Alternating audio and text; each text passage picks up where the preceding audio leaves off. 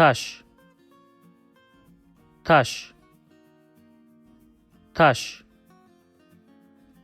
Bu taş ağır. Bu taş ağır. Bu taş ağır. Bu değerli bir taş. Bu değerli bir taş. Bu değerli bir taş.